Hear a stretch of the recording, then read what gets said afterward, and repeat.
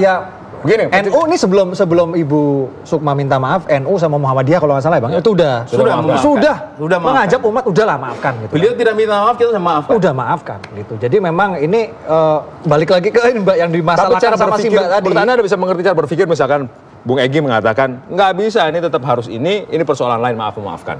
Kalau memang mau dikupas kalau mau dikupas puisinya, memang ada benernya.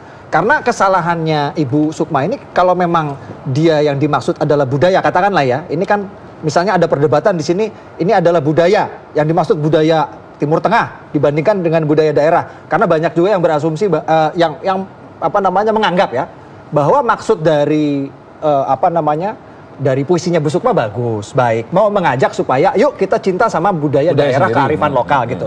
Cuman, nah ini dia, jadi kan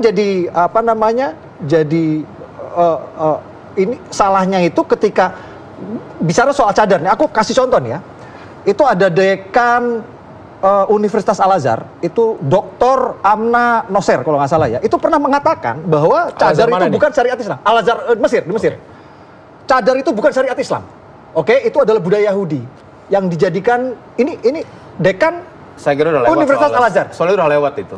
Tapi intinya di internal Islam pun masih ada perdebatan bahwa yang namanya syariat itu hijab, tapi cadar bukan gitu. Tetap nggak boleh menghina, Benar. Nah, ketika Ibu Sukma itu membandingkan cadar dengan konde gitu ya.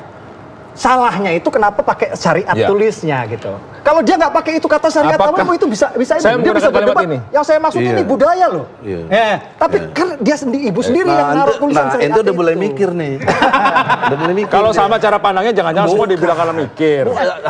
Tadi belum mikir, sekarang udah mikir dia. Begini, apakah sekarang ini cara berpikir saya? Jangan-jangan kalau semua seperti persoalan ini semua dipandang bisa menista, apakah ada sejumlah orang umat muslim yang kupingnya tipis atau mudah tersinggung? Oh enggak, saya intelektual. Kalau enggak dokter.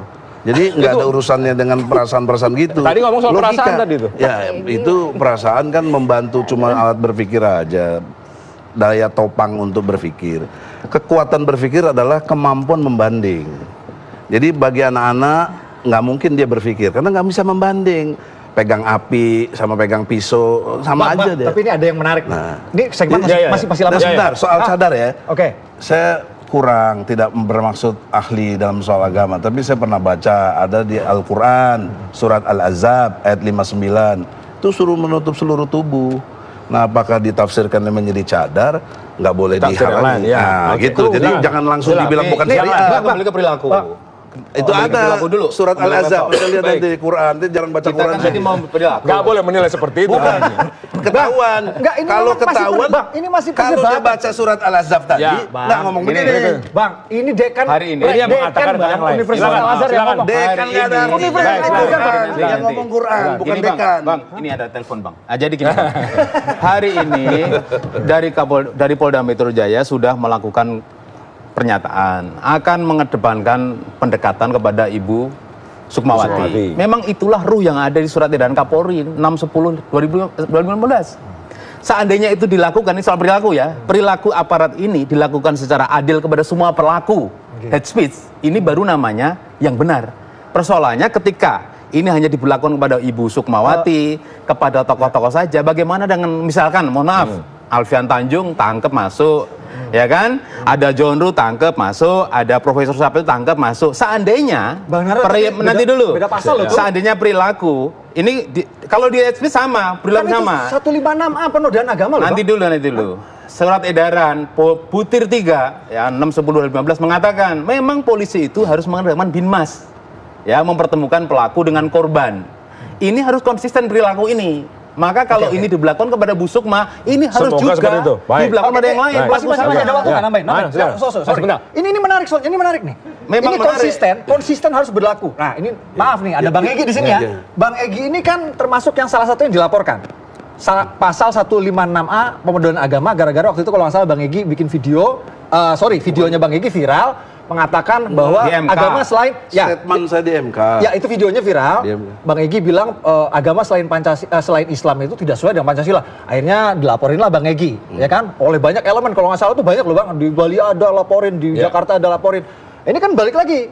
Sekarang kan kita tahu kasusnya Bang Egy juga kan jalan di tempat gitu. Ini kan kalau misalnya ngomong konsisten Bang Nara, ya kan? Ya nanti kita tanyakan pada polisi. makanya soal Kita tanyakan pada polisi. Harus. Bu Mariana. Baik, terima kasih Bu Mariana. Jangan lupa sebentar, Bu supaya Mariana. saya sudah diperiksa. Ya, oke, baik, terima kasih. Dan Bu Mariana. sudah ada ahli yang Oke. berpendapat Bu Mariana. dari Pradi lagi. Oke. Sudah clear kan? Setelah Clear, ini tidak ada semua, saya melanggar. setelah Dan saya ini punya semua, imunitas Bang advokat. Egy, saya mau Baik, bicara, baik. saya mau bicara. Tolong kasih saya waktu. Silakan. Ini demokrasi ya. Ya, silakan. Kita hidup di negara demokrasi. Kasih saya kesempatan. Silakan. Monggo, Pak. Jadi setelah ini semua akan berapa banyak penyair yang dilaporkan? Anda khawatir?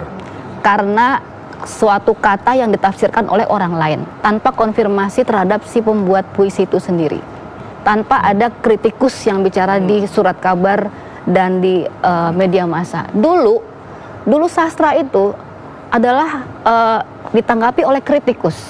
Sekarang ruang-ruang kritikus sastra tidak ada, adanya ruang sosial media. Nah, saya mau tanya sama Anda juga, G. tanggung jawab viral itu di sosial media, siapa yang bisa bertanggung jawab?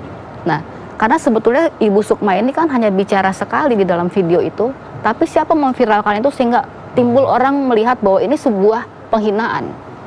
Jadi kita juga harus melihat bahwa dunia sosial media adalah dunia penghakiman yang kemudian kita tidak tahu harus kemana kita harus klarifikasi, harus kemana kita harus konfirmasi, harus kemana kita diskusikan ini dulu sampai akhirnya kita bilang bahwa dia salah. Boleh, Mbak. Nah, kritikus itu pada kemana sekarang? Yang ada semua adalah politikus, yang ada semua adalah komentator, yang adalah semua adalah, saya bilangnya adalah congor di dunia sosial media. Mas Indra. Siapa yang bisa bertanggung jawab? Dulu W.S. Rendra bikin puisi ditangkap, tapi jelas bahwa ini ada penindasan. Sekarang orang bikin puisi, sosial media menghukum dia. Siapa yang harus bertanggung jawab? Oke. Ya. Di penghujung nanti kita akan bicarakan ini. Keluhan beliau karena ketika seorang pembuat puisi, penyanyi mungkin, orang yang menulis mungkin terancam karena media sosial yang kemudian menghakimi dia. Sesaat lagi kami akan kembali dengan komentar terakhir soal itu.